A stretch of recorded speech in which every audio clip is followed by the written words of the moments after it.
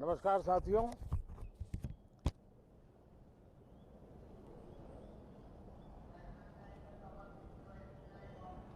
Monsoon सत्र में आप सबका स्वागत है। सावन का पवित्र मास चल रहा है और इस बार तो डबल सावन है और इसलिए सावन की अवधि भी जरा ज़्यादा है और सावन मास पवित्र संकल्प के लिए, पवित्र कार्यों के लिए बहुत ही उत्तम माना जाता है।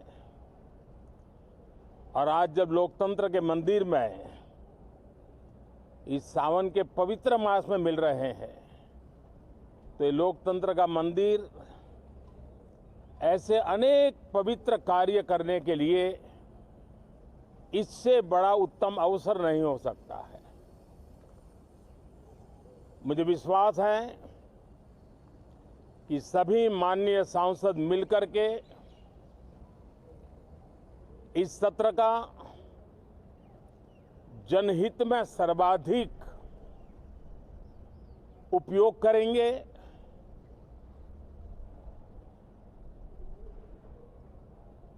संसद की जो जिम्मेवारी है और संसद में हर सांसद की जो जिम्मेवारी है, ऐसे अनेक कानूनों का बनाना, उसकी विस्तार से चर्चा करना बहुत ही आवश्यक है। और चर्चा जितनी ज्यादा होती है, चर्चा जितनी ज्यादा पैनी होती है, उतना जनहित में दूरगामी परिणाम देने वाले अच्छे निर्णय होते हैं। सदन में जो माननीय सांसद आते हैं वो धरती से जुड़े हुए होते हैं, जनता के दुख दर्द को समझने वाले होते हैं और इसलिए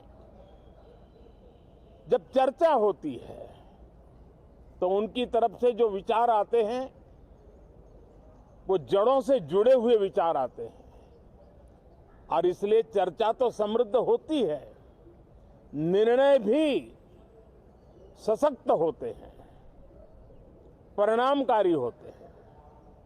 और इसलिए मैं सभी राजनीतिक दलों को, सभी माननीय सांसदों को इस सत्र का भरपूर उपयोग करके जनहित के कामों को हम आगे बढ़ाएं। ये सत्र अनेक रूप से महत्व का भी है क्योंकि इस सत्र में जो बिल लाए जा रहे हैं वो सीधे सीधे जनता के हितों से जुड़े हुए हैं। हमारी युवा पीढ़ी जो पूरी तरह डिजिटल वर्ल्ड के साथ एक प्रकार से नेतृत्व कर रही है, उस समय डेटा प्रोटेक्शन बिल देश के हर नागरिक को एक नया विश्वास देने वाला बिल है और विश्व में भारत की प्रतिष्ठा बढ़ाने वाला बिल है।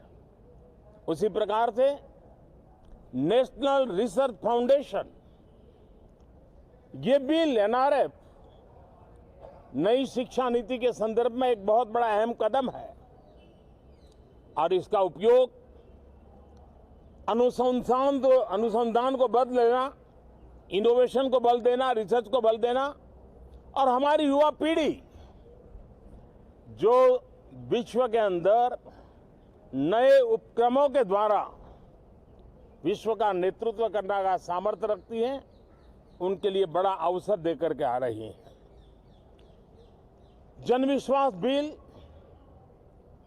सामान्य मानवीय के प्रति भरोसा करना,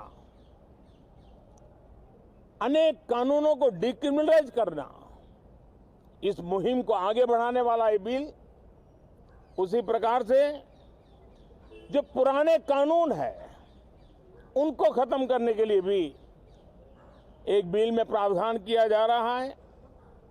हमारे यहाँ सदियों से एक परंपरा रही है कि जब विवाद हो तो संवाद से सुलझाया जाए। मीडिएशन की परंपरा हमारे देश की बहुत सदियों पुरानी है। उसको अब कानूनी आधार देते हुए मीडिएशन बिल लाने की दिशा में इस सत्र का बहुत बड़ा उपयोग है, जो अनेक विवादों से सामान्य मानवीय से लेकर के असामान्य संजोगों को भी मिल बैठ करके सुलझाने का एक मजबूत नींव बनाएगा। इसी प्रकार से डेंटल मिशन को लेकर के एक बिल जो हमारे डेंटल कॉलेजेस के लेकर मेडिकल के छात्रों के लिए एक नई व्यवस्था को आकार देगा। ऐसे अनेक महत्वपूर्ण बिल इस बार इस सत्र में संसद में आ रहे हैं। तब ये जनहित के हैं, ये युवा हित के हैं, ये भारत के उज्जवल भविष्य के लिए हैं। मुझे विश्वास है कि सदन में गंभीरतापूर्वक इन बिलों पर चर्चा करके हम बहुत तेजी से राष्ट्रहित के महत्वपूर्ण कदमों को आगे बढ़ाएंगे।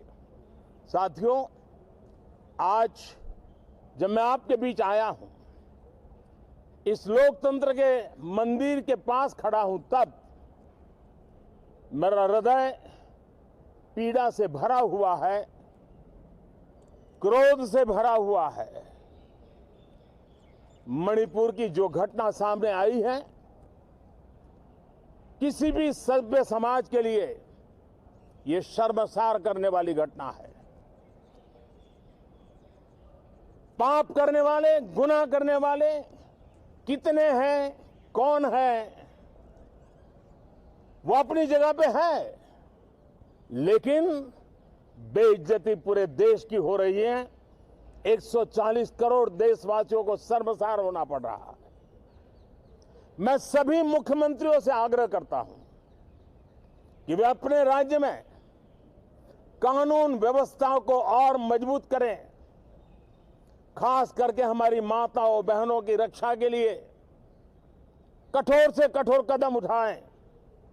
घटना चाहे राजस्थान की हो, घटना चाहे छत्तीसगढ़ की हो, घटना चाहे मणिपुर की हो, इस देश में हिंदुस्तान के किसी भी कोने में, किसी भी की राज्य सरकार में राजनीतिक वाद विवाद से ऊपर उठ करके कानून व्यवस्था का महात्म्य, नारी का सम्मान, और मैं देशवासियों को विश्वास दिलाना चाहता हूं, किसी भी गुनहगार को बख्शा नहीं जाएगा। कानून अपनी पूरी शक्ति से, पूरी सख्ती से एक के बाद एक कदम उठाएगा। मणिपुर की इन बेटियों के साथ जो हुआ है, इसको कभी माफ नहीं किया जा सकता है। बहुत बहुत धन्यवाद दोस्तों।